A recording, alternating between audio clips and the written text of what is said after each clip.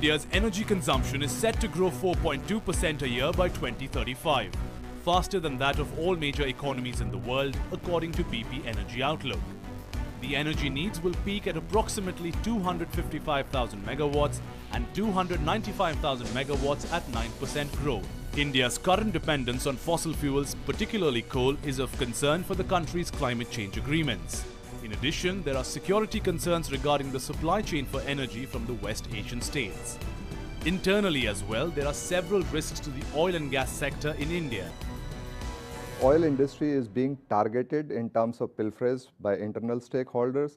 There are also external threats which always happen to this energy sector in such cases. I personally feel this should be categorized into three areas. One is during its exploration stage, when industry goes and tries to explore oil.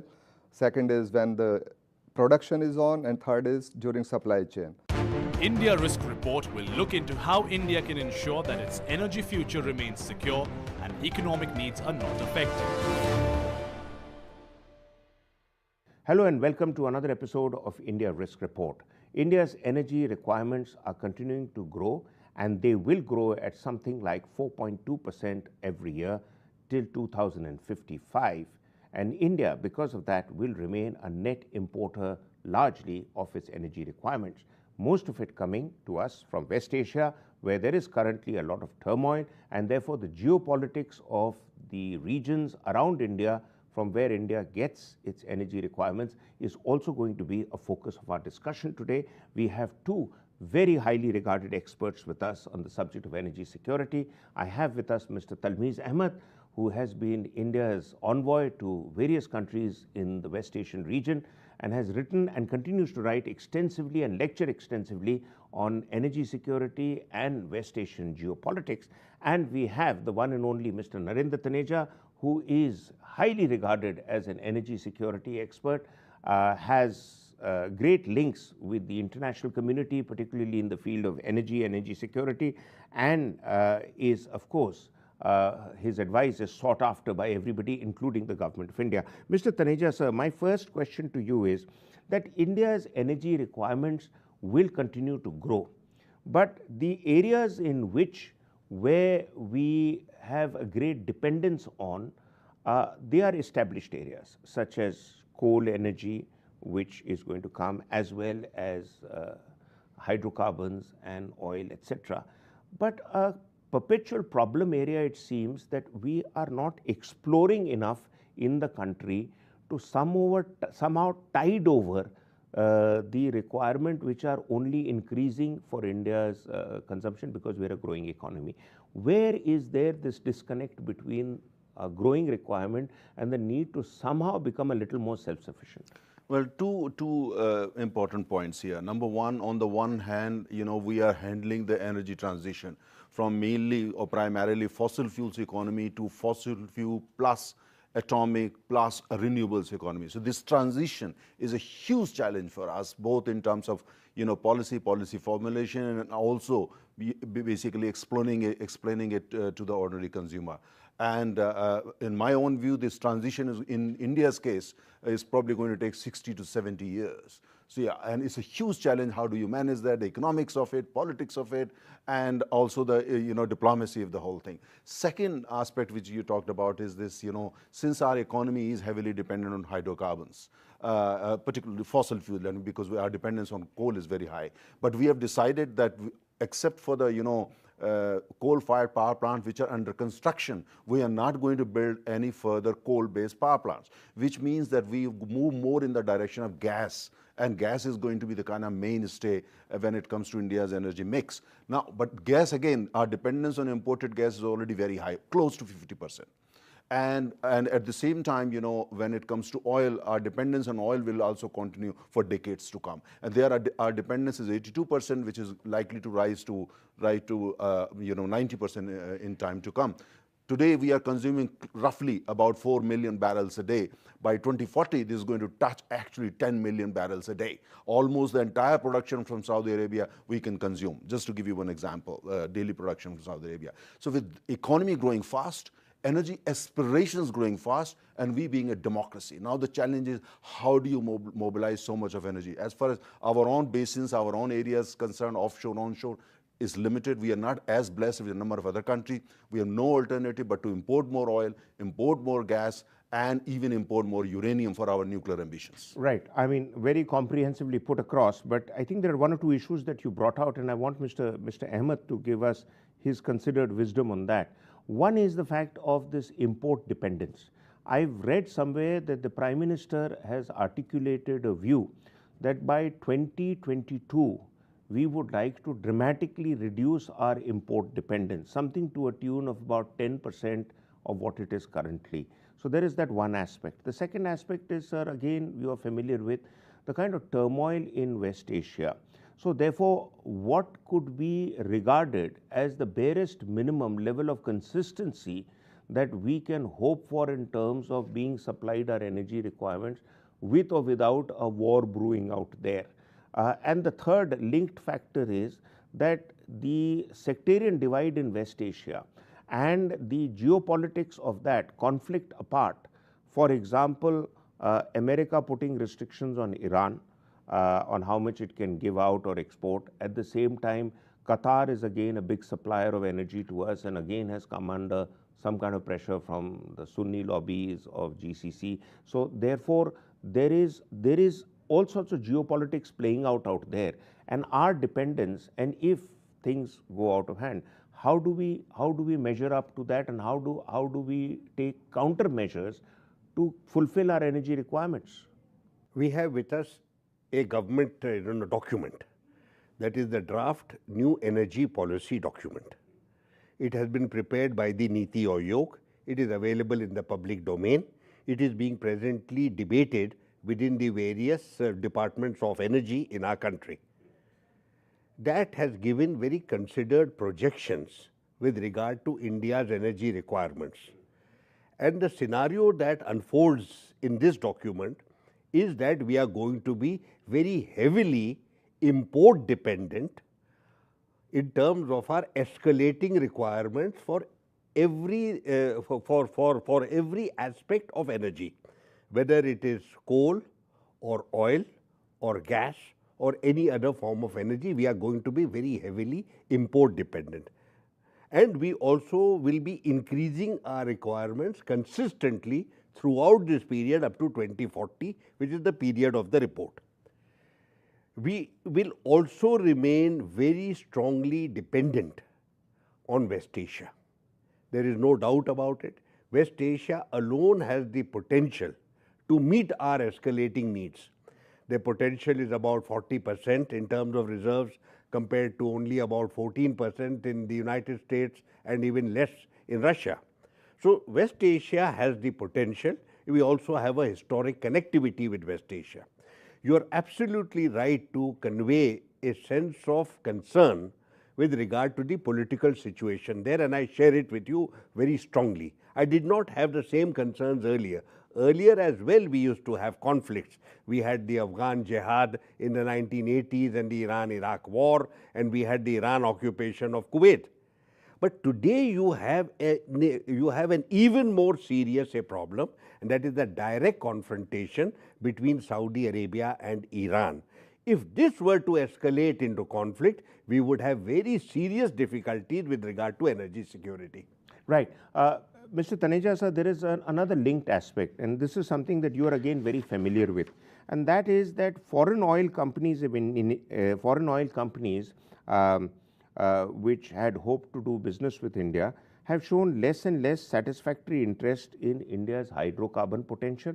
At the same time, hydrocarbon is an area you just talked about, which is an area we obviously are hugely dependent on. So, and the linked aspect of India's own energy requirement is, say, for instance, there's a lot of talk about solar energy. But solar energy has its limitations. It has been shown that peak consumption of electricity is normally between 6 and 8 in the evening.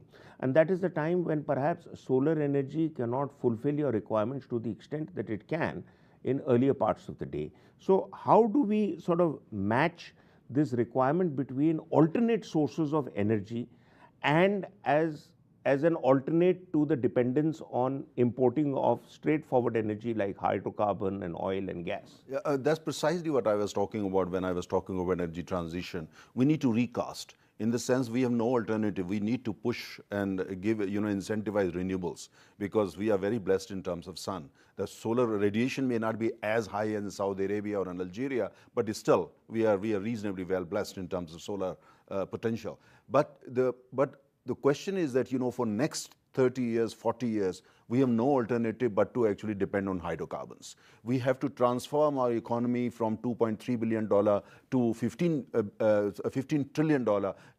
For that we need more oil, we need more coal, and we need more natural gas. But the only thing is that as part of the very meditated strategy, we are also diversifying the supply. Like we have started importing from the US, which I think is a good step. We should be importing more from Brazil and Venezuela. We already do, but from other countries. We should basically look for other geographies in order to bring oil. And let's not forget one thing. In the meantime, when you look at the 20 years or 25 year scenario, what has happened from a $2.3 trillion economy, we will become roughly $14 trillion economy, which means that if the oil prices go up, the gas prices will be able to absorb it. Our economy by that time will be so large. So, and as far as Middle Eastern, West Asian countries, we don't need to worry too much, because by that time our navy, our armed forces, our economy, we will basically be in a different league altogether. And we will be in a position actually to use all that, military power and money power and our economic muscles and all that, in order to make sure that the supply to India, that's not really a point of worry. The important point here is to build our, strength, economic strength, our R&D, strengthen our oil and gas companies, and strengthen our armed forces. Well, on that positive note, we need to go in for a break, and quite clearly there is hope at the end of the tunnel as we see it, has been articulated by our experts. But we look at issues after a break. What else can India do internally to ensure that India's energy security continues to be an issue that we are addressing in a very, very serious manner? But that after a break.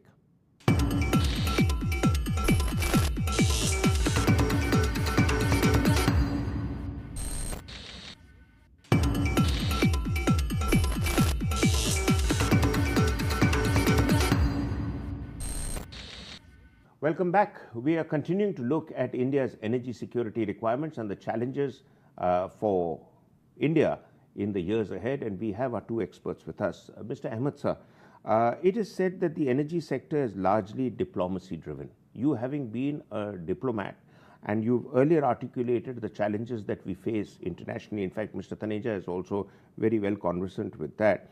What would you say if you were to outline in bullet points to say that the priority areas for our diplomacy to ensure that our energy requirements remain uninterrupted regardless of the levels of turmoil that we are seeing in our regions? Obviously, West Asia has to be and has to remain the most important aspect in terms of our energy diplomacy.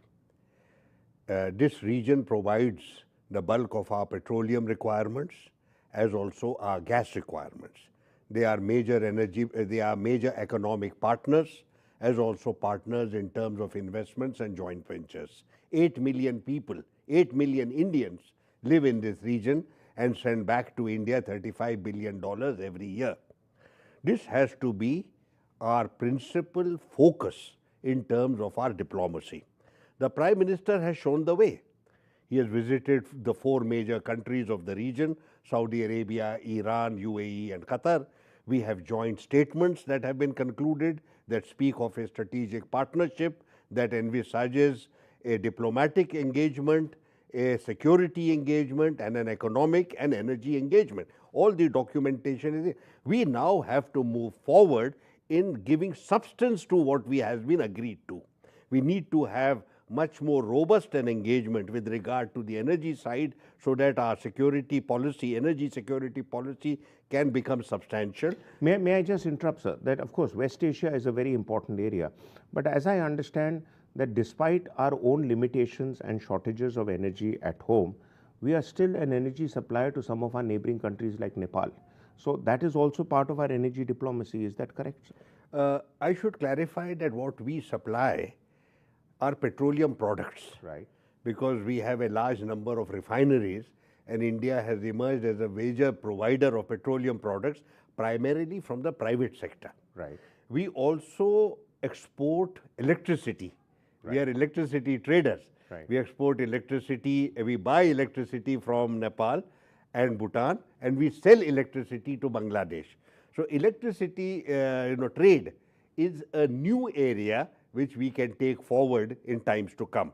But what you and I are discussing today is energy security, which is in terms of our long-term interest. Right. In order to sustain our growth rates, get rid of energy poverty and move forward in terms of our corporate interest so that we can actually realize the growth that the government needs in order to move forward. That is where that is where the scenario in West Asia becomes important. I would also like to mention Central Asia. Right. At the moment, it has been marginal to us because we had no direct connectivity. But now with the opening of Chabahar Right. and the road and railway connectivities, we could have a scenario of pipelines. We had envisaged some 10 years ago an Asian gas grid so that we could get Central Asian gas to our region.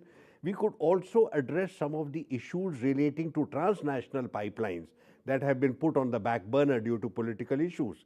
We can also look at the possibility of importing electricity from Uzbekistan and Tajikistan, which we have not been able to do up to now because of the scenario in Afghanistan. So the potential is there in terms of cooperation, but because of the existing political situation, we have not been able to move forward. In regard to West Asia, that importance of that region will remain. Taneja, sir, of course, we keep focusing a lot on West Asia, but my understanding is also, I don't know, you may like to clear my mind on two issues. One is alternate sources of energy other than oil and gas from West Asia. I thought Indonesia could be a partner, and so could perhaps Australia, in terms of providing us coal and probably shale gas related energy, because there is a bit of a surplus in those countries, or you may correct me if I'm wrong. And the second thing which I wanted your views on, that's equally important, is how do you develop our energy sector within a country more? For instance, I am told that there is a lack of enough skilled personnel in the energy sector, and there is a need for addressing skill related issues. And though people are being incorporated and there is training they are looking at training at fairly large numbers, but I think we are still quite a distance away from having an efficient one. A point that Mr. Ahmad brought out, that we have a lot of refineries and things like that, and there is a greater interest in countries to use our skill levels here. But can we deliver on what is seen as the Indian promise? Yeah. You see, first thing, Maroof, I think there's a huge change, for instance, when we look at energy security today. It's very different from what it used to be 5 years ago, 7 years ago, 8 years ago. Today, when we talk about energy security, ground realities are beginning to change. Now, on India's initiative, and together with France, we have set up now International Solar Alliance. And next month probably is going to be formally inaugurated when the French president is in Delhi. That's a major initiative in terms of energy diplomacy of India. Our whole idea is basically to connect with more than 100 countries on the one hand, and at the same time with large developed economies on the other. Capital, expertise, technology, and at the same time using that in order to connect with fellow developing countries, especially countries in Latin America. And this is a huge, probably the most spectacular initiative taken by India in terms of energy security and energy diplomacy. Number two, when it comes to oil and gas also, the picture has begun to change. Earlier we actually used to go there. We had no alternative but to go there. Ask for an appointment, try to meet her. Things have changed. Now all we have to do is send a polite invitation and they turn up in Delhi. We saw that just 2 weeks ago when Saudi Aramco CEO, ExxonMobil and the BPs, and they were all here in Delhi at a very short notice. Now they are the one who come here, because let's not forget one thing. India is going to be the fastest growing market for oil and gas for next 40 years. And the growth in India today is about 6% at one time, and I think it will soon touch 11% in time to come. When you look at the overall growth of hydro, they will come here whether they like our face or not. So what has happened? The construct, contours, and color of energy diplomacy has gone through a complete change. It's a different thing altogether. Now with our economy, if we continue to grow at 8%, which we are likely to, then you will see our, for instance, position and our capability and capacity and everything will go through a rapid change. And energy diplomacy, if we deploy it well, I think there will be still a lot of work to do, but we don't need to worry. Second, and Rosneft recently invested $12 billion to acquire a refinery here. They have come here not because they like our face, they have come here because we provide them an opportunity. They were looking for, demand security, and we have provided that. In return, we've got a refinery and $10 billion, plus that kind of, now with the elephant coming in, other companies are also coming in terms of investing in India's oil and gas sector.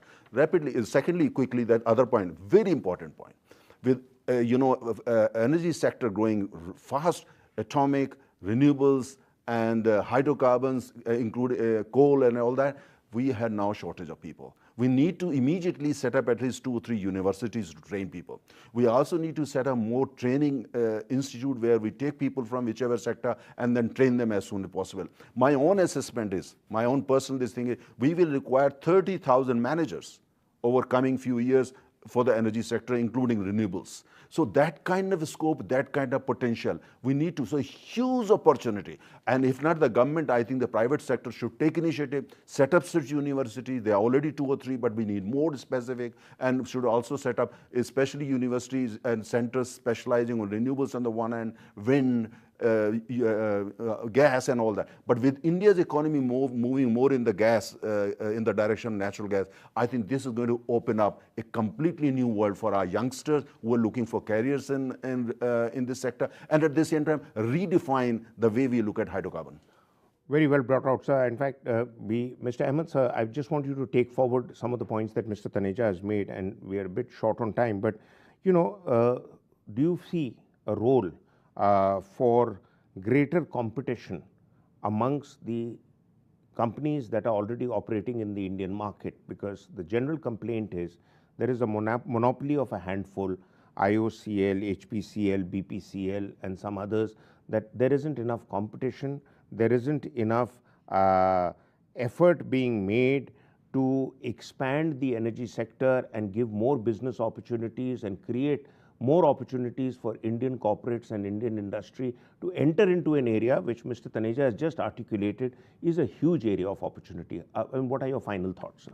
Government of India is already looking at various ways in which we can revamp our industry, both the public sector and the private sector.